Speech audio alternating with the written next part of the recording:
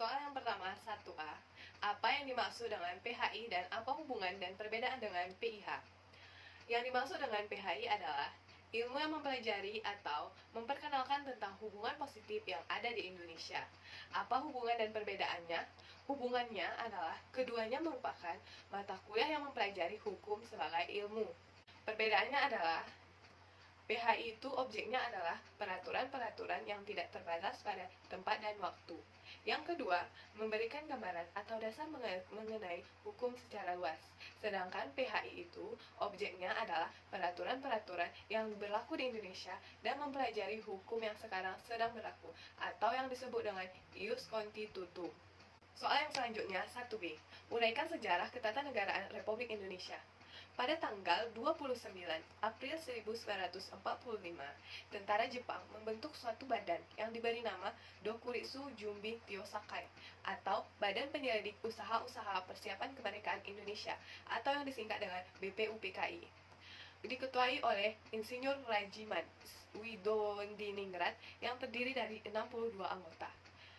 Mereka mengadakan persidangan itu 2 kali. Persidangan pertama pada tanggal 29 April 1945 sampai 1 Juni 1945. Pada sidang kedua dilakukan pada tanggal 10 Juli 1945 sampai 16 Juli 1945. Untuk merumuskan hasil sidang, terbentuklah panitia 9. Anggotanya itu adalah Insinyur Soekarno, Dr. Andes Muhammad Hatta, Mr. A.A. Maramis, Abi Kusno, Abdul Kahan Muzakir, Haji Agus Salim, Mr. Ahmad Subarjo, Kiai Haji Wahid Hasjim, Mr. Muhammad Yamin. Pada tanggal 22 Juni 1945, BPUPKI berhasil menyusun naskah rancangan pembukaan Undang-Undang Dasar 1945.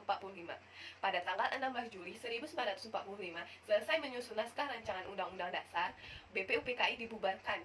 Pada tanggal 9 Agustus 1945, dibentuk badan baru dengan nama Dokuritsu Jumbi Linkai atau Panitia Persiapan Kemerdekaan Indonesia yang disingkat dengan PPKI.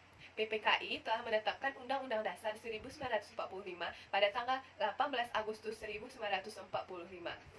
1C, yaitu sebutkan dan uraikan wewenang lembaga negara setelah hasil amandemen. Yang pertama itu adalah MPR, berwenang untuk mengubah dan menetapkan undang-undang. Yang kedua adalah DPR, yang berwenang untuk membuat undang-undang. Yang ketiga adalah Presiden dan Wakil Presiden, yang bertugas untuk memegang kekuasaan pemerintahan dan berwenang mengesahkan RUU menjadi undang-undang. Dan yang keempat adalah DPR, yang bertugas mengajukan RUU kepada DPR terkait dengan otonom daerah. Yang terakhir adalah BPK, yang memiliki tugas mengenai sumber dan anggaran keuangan negara. Soal selanjutnya yaitu 1D. Pengertian hukum tata negara dan asas-asasnya. Hukum tata negara adalah hukum yang mengatur bentuk dan susunan pemerintahan di suatu negara. Asas-asas dari hukum tata negara ini adalah Pancasila, negara hukum, kedaulatan rakyat, dan negara kesatuan. Soal yang selanjutnya yaitu 2A.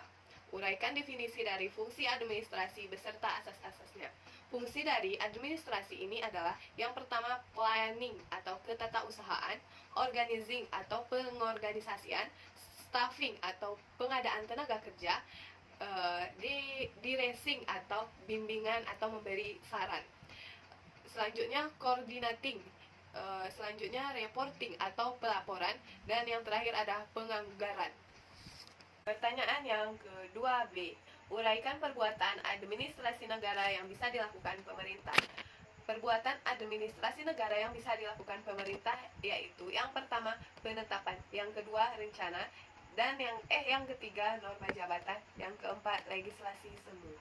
Soal selanjutnya yaitu 2C. Bagaimana cara menyelesaikan sengketa pada administrasi negara?